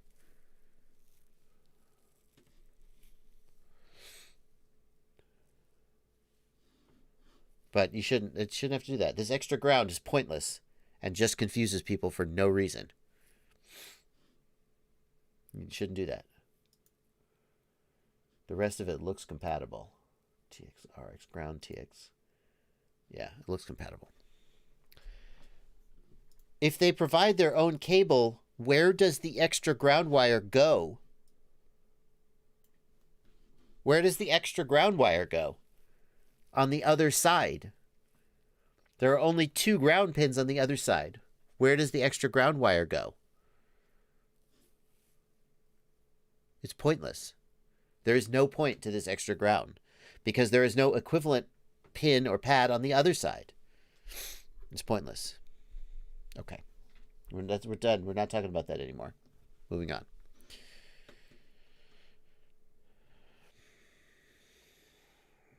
Oh, shut up, Doghouse. That makes too much sense. Doghouse FPV says, if you had a custom cable, you could run the custom cable to your receiver. If you had an external receiver. Yeah, but then where would it get power from? No, I don't like it. I don't believe it. This is dumb.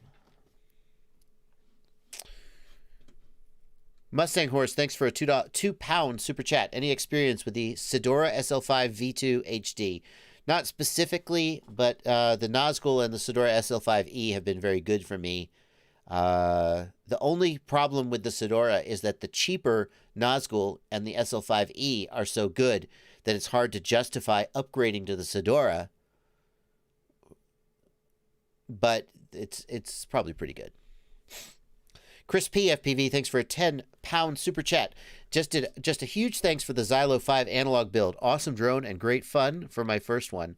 Get FPV did a fantastic job and it arrived in the UK a few weeks ago. Ouch. You paid shipping to the UK. You must have really wanted it. I hope it's wonderful for you, and I hope you continue to enjoy it. And Keith Moore, oh my God, we're caught up on Super Chats. Keith Moore, thanks for a $10 Super Chat. I'm learning acro with Acro Trainer with a 20-degree limit. Is there any way to tone down the quad to make it easier to fly in a small area without lowering the degree limit anymore? Yeah, Keith Moore, reduce the rates. Go to the rates tab, and lower the RC rate so that the degrees per second goes down. Bring it down to about 400 degrees per second. Lower the RC rate to get it down to about 400 degrees per second.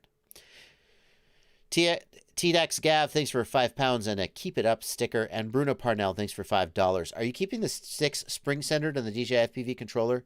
Yes. So the DJI FPV controller, you can make the throttle not center for flying in acro mode. The problem is that it is very difficult to fly in any of the other flight modes if you don't have a spring-loaded throttle. It is not that difficult to fly acro mode with a spring-loaded throttle. So I leave the throttle on the DJI controller spring-loaded. We're caught up on Super Chats for now. Yay! That only took 45 minutes, but you guys have been incredibly generous. The chat revenue from this stream is at $252 right now. YouTube, of course, is going to take their 30% cut of that, but thank you for your incredible generosity. Let's take some questions from the regular chat now that we're caught up. Some free questions. How do we convince DJI that the new FPV radio needs to work with the Air Unit and Vista 507RC? 507RC, some DJI representatives have said that there will be a time in the future when that happens. I'm not sure whether that means that they're going to release a V2 Air Unit and Vista that support OcuSync 3.0. Like, presumably, if they put the drone out and it supports OcuSync 3.0, presumably they'll also put out a Vista, an Air Unit to support OcuSync 3.0. No one, and if they were to do that, then presumably the controller would work with them. That's a whole lot of presumably, though. I don't think I would not expect to see the controller work with the V1 Air Unit and Vista. That doesn't seem to be how DJI works. Drib says remove the spring right away. I mean, I find it really hard to fly the normal mode and the sport mode without a spring loaded, because what you do is you just release the throttle, you let it center, and then the drone hovers. But if it's not spring loaded, how do you find that hover point? I think it's really difficult. But it's totally easy. It's trivially easy to fly acro with a spring-loaded throttle. Elias Reisinger wants to know, can I flash AM32 to BLA32 ESC with good results? Elias, the exact way of flashing it, you would have to reach out to Pete Smits and talk to him about that, or go check out his Discord. The exact way of flashing it is complicated. I think he's using some like electrical probes and a STM32. It's not STM32, is it? Is it? He's using some electrical probes and a programmer. It's fiddly. It can be done. Can you do it? I don't know. CR Gamer desperately wants to know my thoughts about the Caddx Baby Turtle V2. CR Gamer's been asking this since the beginning of the stream. Let's get some thoughts about the Caddx Baby Turtle V2. The real answer will depend entirely on the image quality. And so, honestly, there's nothing for me to say about it because I don't have it, and I haven't reviewed the image quality. So realistically, my thoughts are that we should go to Albert Kim's review and look at the image quality. And so let's see, where is it, Albert? Albert, where is it? Show me the image. Show me the money. Here we go. So now we're going to look at this YouTube video being rebroadcast as a live stream. We should definitely. Oh, got some video noise there. Yikes. Doesn't look terrible. That doesn't look terrible. What do we got for HD footage? Is this the HD footage? is this, is this 4K? This is 2.7K? Are you for real? What, are you kidding me? What? I should watch the whole review. This looks so bad. Am I crazy? Do you guys seeing this? It's a still frame, so even though I'm live streaming, the you should be able to see. This is so bad. Look how smeary it is. This is not 4. What do you call this? 4K? Oh my God! Look at this. This is really bad. Like, what's even happening here? So we should watch the whole review, because for all we know, there's some reason why it looks like this. Like, oh, is this the... Oh, what? Caddx? For real? What the F? This looks so bad. Is it out of focus?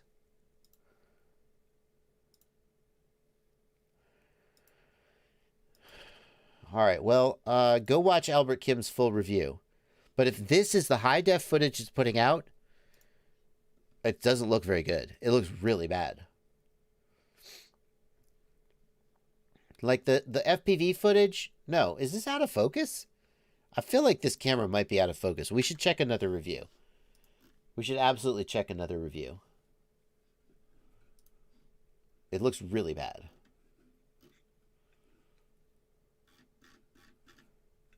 Okay. That's my thoughts. It's only 1080p. Okay, well, it's still. I mean, that's not 1080p.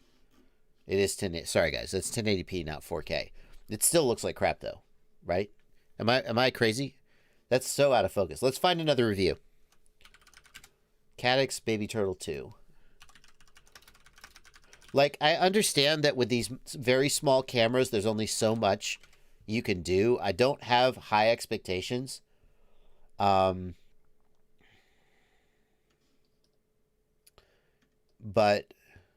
1 year ago. So here's Albert's review of the V2. That's the V2 Whoop Edition. That doesn't look like there's a lot of reviews of the V2. Here's Unsub223. Let's see if he's got some sample footage. Show me the money.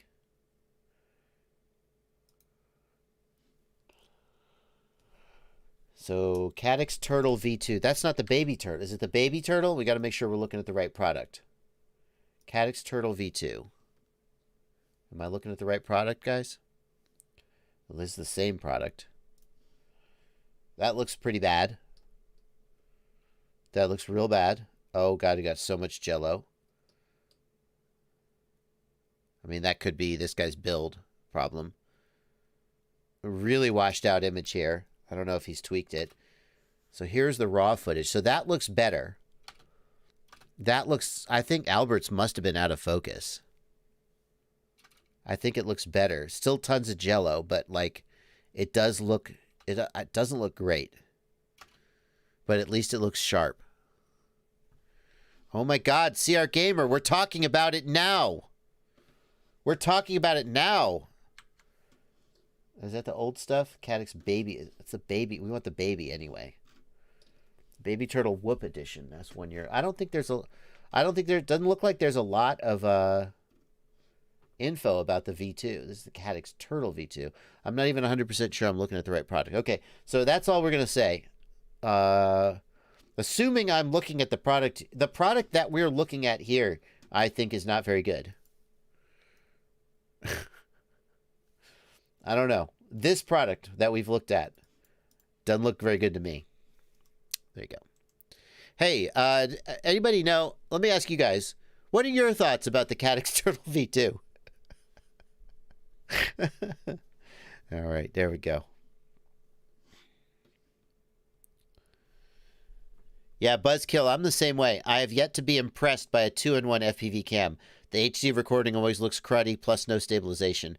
There have been a few of those of the split style cameras that I thought were good, The Runcam split micro in the HX115 from BetaFPV I thought was pretty good. I thought it was pretty good. But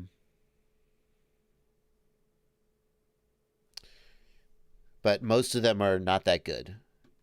Most of them are bad FPV cameras and mediocre high-def cameras. So.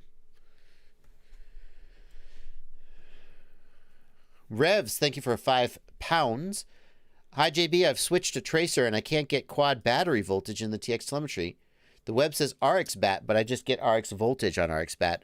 Revs, Trappy told me that there is a firmware option in the TBS Lua script to control whether the receiver reports its own supply voltage, in other words, 5 volts, or the flight controller supply voltage as RX bat. You're not the only one to have this problem, Revs. If you have Crossfire or Tracer and your RX bat just keeps coming back as 5 volts, here's the thing though. I looked and I can't find the option. So I haven't followed up on this to say, where is it? But you're not alone. There's supposed to be an option to change which voltage the receiver reports. Now, I don't know why some people are having this problem and some people aren't, and I can't find the option to actually change it. So if anybody knows the answer, let me know. Good luck. I mean, I looked, I didn't see it.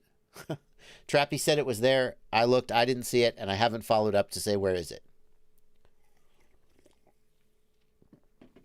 Why would you want your Crossfire receiver to report its own supply voltage? Because I think it can take up to 2S. And so in theory, on like an airplane, you might power it directly from VBAT, and then having it report its own supply voltage would make sense. Snoopy FPV says it's in the settings from the receiver. You say that, but I looked and I didn't see it. I'm not going to look right now, but I sure didn't see it. Eric Toft, thank you for $8 super chat. Where can I get all these wonderful parts and affiliate links? Well, since you asked, you guys, I need to do a little commercial for today's sponsor. The sponsor of this live stream is me. And my website, fpvknowitall.com, home of the ultimate FPV shopping list, which basically when you ask me, hey, Joshua, what frame should I get? What motor should I get? This is all a list of products that I think might be right for you. Not the only good, there are many good products out there that are not on this list, because if I put every good product on this list, number one, there just wouldn't be enough time in the world. And number two, you would get overwhelmed. The point of this list is to give you just a few good products that you can feel confident about getting. fpvknowitall.com. They're all, and it's full of affiliate links too, because I'm a dirty, dirty capitalist who needs to pay the rent.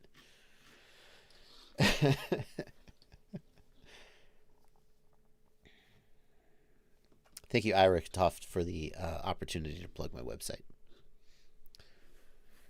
Jolly Monster, you're not getting the telemetry loss notice from the transmitter? It's an RXSR though, right, Jolly Monster?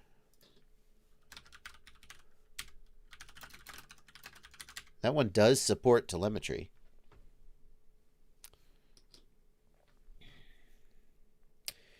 When you bind the RXSR, it should ask you telemetry on or telemetry off. If you choose telemetry on, you definitely should get a notification when you power down. You should get telemetry lost. Stevens Box, thanks for a $5 super chat. Will Betaflight 4.3 make it easier for me to build a quad where the flight controller and ESC are mounted backwards, including motor remapping? Yes. Betaflight 4.3 will have a motor mapping wizard and an alignment wizard. Yes. Jolly Monster, if you have telemetry on and you bind, are you definitely bound? You definitely should get telemetry lost, telemetry recovered. You definitely. If your RXSR won't bind at all, Max Summers, It's probably a firmware issue. You probably have the wrong firmware on it to match your firmware on your controller. What I would do is I would update the controller, assuming it's a FreeSky controller. I would update the controller to firmware 2.1. That's not the OpenTX version. That's the firmware version for the RF module. So ISRM firmware 2.1 or ACCST firmware 2.1. And then I would update the receiver to firmware 2.1 as well. And then they should bind.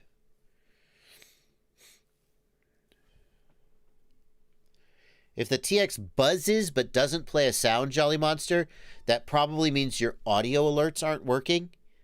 Your audio alerts come from your SD card, and if the SD card is not installed or has the wrong contents, you won't get any audio alerts.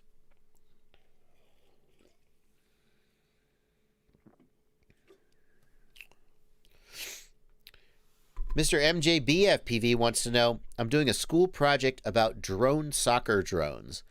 Can I flash INAV on a flight controller that's flashed with Betaflight? You can. There has to be an INAV target for the flight controller, and there isn't an INAV target for every Betaflight flight controller. But assuming that there is an INAV target, then yeah, you can flash it. It's no problem. Paul Roble wants to know why CleanFlight doesn't work on his computer, but Betaflight works with no problems. No idea about that one, man. Uninstall and reinstall CleanFlight. That's what I would do. Scott Steely, going back to the question about the 6S quad that falls out of the sky. Is that right? Going back to that super chat, Scott. It tumbles down. When I lowered the throttle, I had to put it in stab mode to keep it leveled. It makes me, Scott, it feels like what you're describing is that air mode is turned off. But I don't know why that would happen only on 6-cell and not 3 and 4-cell. I can't imagine why like a motor would sit or something. I'm kind of confused, Scott. How are you running the same quad on 3 and 4 and 6-cell? Like the motor KV's got to be way off. What is the build of this quad, Scott? Like what is the motor prop and so on?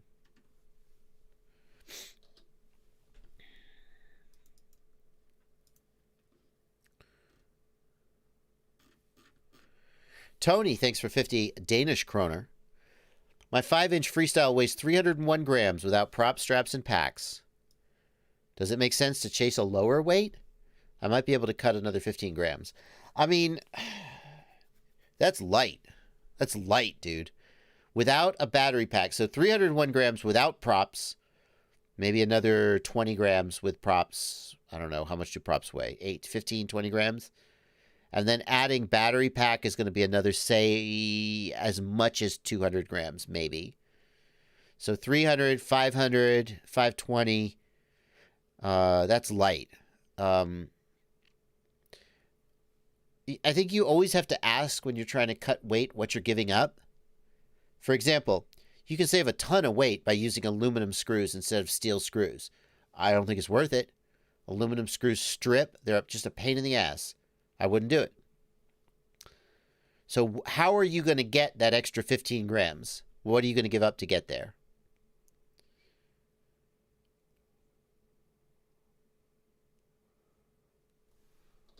I'm looking, Scott Steely, if you've listed the build.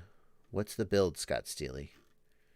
What's the build?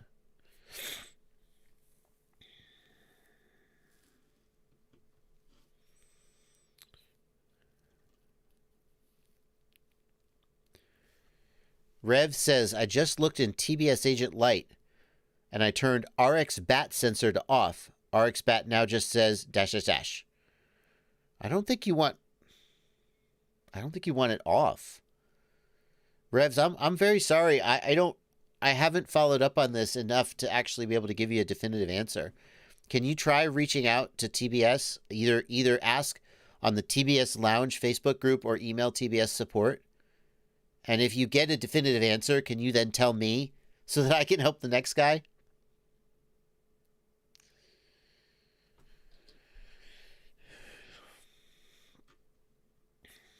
Scott Steely, still waiting for the details of your build. your motors and props and so forth, so we can try and figure out why your quad is falling out of the air on 6S. Jolly Monster, if your SD card is messed up, how do you fix it? Download the SD card contents from the OpenTX website and copy them to the card. If the card itself is damaged, you may need a new card. Seamus Conlon, is it normal for the right stick to be centered? Are you saying that yes.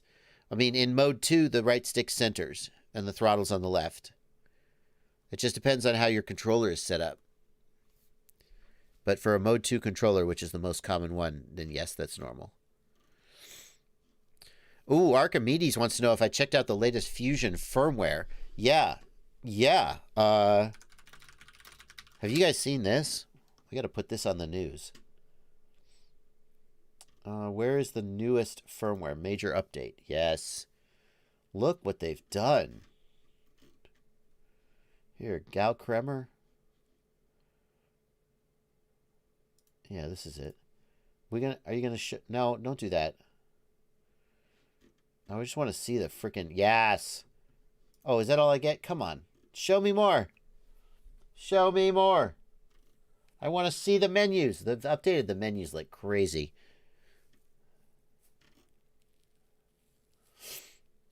Yeah, big update. If you have TBS Fusion, get this update ASAP.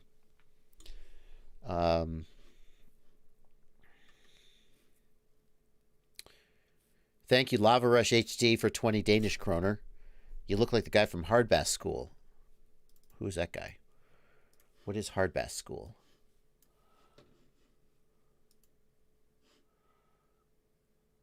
I don't see anyone here that I look like. Maybe. Yoni Musher, thanks for $1 super chat. Tony, thanks for 50 Danish kroner. My 5-inch freestyle, we got you, Tony. Oh, I was going to work backwards from Tony. Now we're caught up. I see. Got it. Jameson Hinton, thanks for a $5 super chat. If I'm running analog on a DJI flight controller with no OSD chip, can I get battery voltage through my camera by wiring straight to battery voltage? Yes, you can, Jameson Hinton. Most cameras these days will support voltage monitoring in the camera. The camera will put the voltage in the OSD for you. If you don't have an OSD chip on your flight controller, that is the perfect application of that. You would just wire the camera straight to VBAT and get battery voltage monitoring.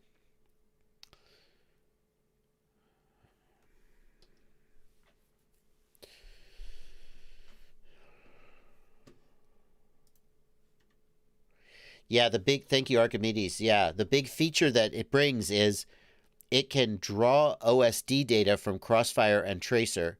It will get information from Crossfire and Tracer like LQ, signal noise ratio, and other telemetry. And it can draw that data. It gets it over Wi-Fi, and it can draw that data on the OSD. Killer feature. I've always said that if you have Crossfire or Tracer, it makes sense to get the Fusion module because there's this promise that in the future they'll have these killer features, but they haven't had them. And we're finally starting to see that manifest. Think about it. Normally, you get telemetry via your video link. But if the video link drops out or something, you lose your telemetry. With this one, you can get the telemetry over the Crossfire link, which is never going to fail safe.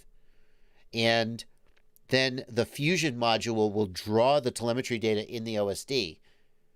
And even if your video drops out, it'll still be there. That's pretty slick.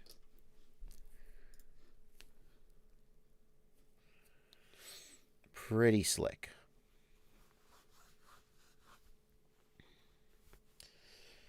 Buzzkill wants to know, why do a lot of 5-inch quads use wide arms rather than thick arms? Why not make a 6x6 rather than a 4x10? I don't know. That's a good question, Buzzkill. There was a phase when quadcopters were going with what were called lollipop arms, very thin and thick arms, thin and tall arms, trying to reduce air resistance. I think that the thicker ones are still more durable, maybe due to something about the way that they're constructed, but I don't know. You could argue that having taller arms gives you more like laminated layers, but having wider arms, you're relying on the strength of the carbon fibers themselves rather than the strength of the resin. So I'm not just making this up. Obviously, all carbon fiber, it's resin infused. Like the whole thing is based on the strength of the resin, but obviously the carbon also adds strength. If you think about it, if you had a very narrow arm, a very tall arm, would you just be easily able to kind of pop it apart at the layer lines? Whereas if you have a very wide arm, you can't like just tear a sheet of carbon fiber, or can you? I don't know. I don't think so. So I wonder if wider arms are stronger.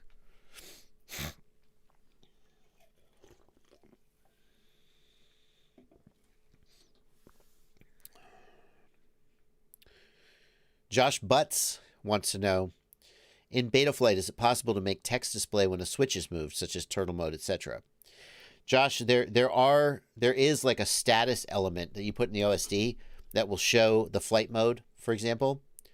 But arbitrary text, no. Cycling Mikey, thank you for £5. I'm just getting into FPV and I bought the Radio Master TX16S and a Crossfire Micro module. Is that the right module? Yes, it is. You want the Crossfire Micro, not the Crossfire Nano. Folks, we are 5 minutes from the end of the live stream. Aaron Ciotti will not be streaming today. He sent out a message earlier that he will not be streaming. We will be streaming. I will be playing Velocidrone Combat. If you've never played this or weren't aware of this, Velocidrone is a FPV flight simulator. They basically made a first-person shooter that you play by flying quadcopters. So you fly your quadcopters all around the map. You shoot each other. It's a great fun. We're going to be playing this. Ghost Branch is going to be streaming it. Ghost Branch can start showing the URL for his stream. And I'm going to be playing starting at about 3:15 maybe. So definitely check that out. TRD FPV. Ghost Branch is going to start posting the link to that stream. There you go. So we're going to be playing that starting at about 3:15. We'll probably go for about an hour maybe.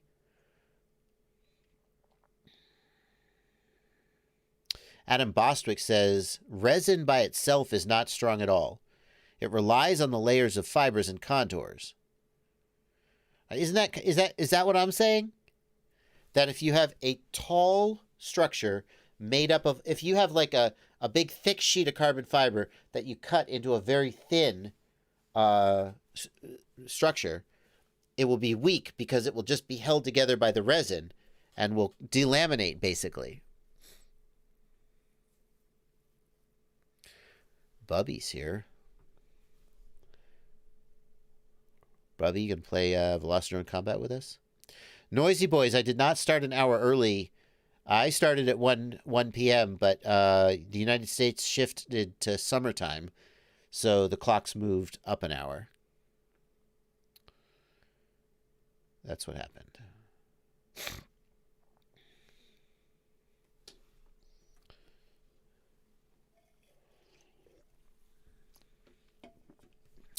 We're 3 minutes from the end of the stream.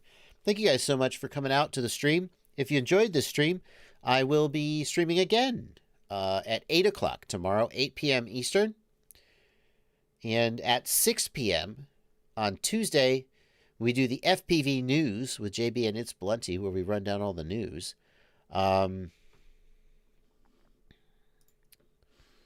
Jolly Monster, that's an FTP server. You need to pick one of those. That's TX16S. That is the right radio. Yeah, you need to download one of those zip files.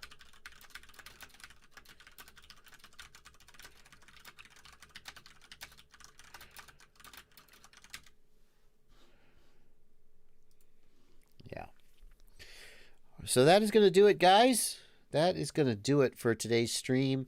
If you are in the Discord server, I will see you in just a few minutes. I'm going to run, take a little break and get a snack, and then I will come back, and we will start playing Velocidrone Combat. So Espander, unfortunately, Ciati had to drop out. He had a thing come up. He canceled his stream today. I don't really know the details. I'm sure he wouldn't have done it if he didn't have a good reason. So hopefully we will get a rematch next week. We're still going to play. It just won't be JB versus Ciati. We'll just be hanging out and having fun. That's okay. It'll give us some time to practice. Start. Tailspin RC says, good reason to quote your times in UTC. If you are ever confused, you can always just go to, hang on, I got to open up a incognito window. You can always just, if you're ever confused about what time the stream is, just go to my YouTube channel. Okay? There's a section here, upcoming live streams. If you look, this time will always be shown in your local time. So if we got this one, March 22nd, it says live in 8 days, March 22nd, 8 p.m. That will always be correct for your local time. So the fact that we had a time change, and it's just because you were looking at your clock, but this will always show the right time. And you can also, where's the remind me? Where do you hit remind me? There's a remind me option. Where is it? Oh, it's because I'm not signed in. There's also an option on this page to remind me. You're not seeing it right now. And you can get a notification pop up. So like, do that right now. Just go to my webpage, go to upcoming live streams, and for each of these, I don't know where the remind me is because I'm not logged in. Here, I probably can't do it because it's my own freaking page. Save to watch later? No. Can I do there? Set reminder. There it is. Just go do it right now. Set reminder. You'll get a notification pop up on your phone for any of the live streams, and then you'll never miss one. All right, guys. We have not started up the Velocidrone server. Ghost Branch is going to start getting that going, and he's going to get his stream started. I'm going to stop this stream, and I will see you guys in 10 or 15 minutes, and we will have a good time playing Velocidrone. Thank you guys so much for coming out. That's going to do it. Happy flying, everybody. Have a great weekend, and I will see you later.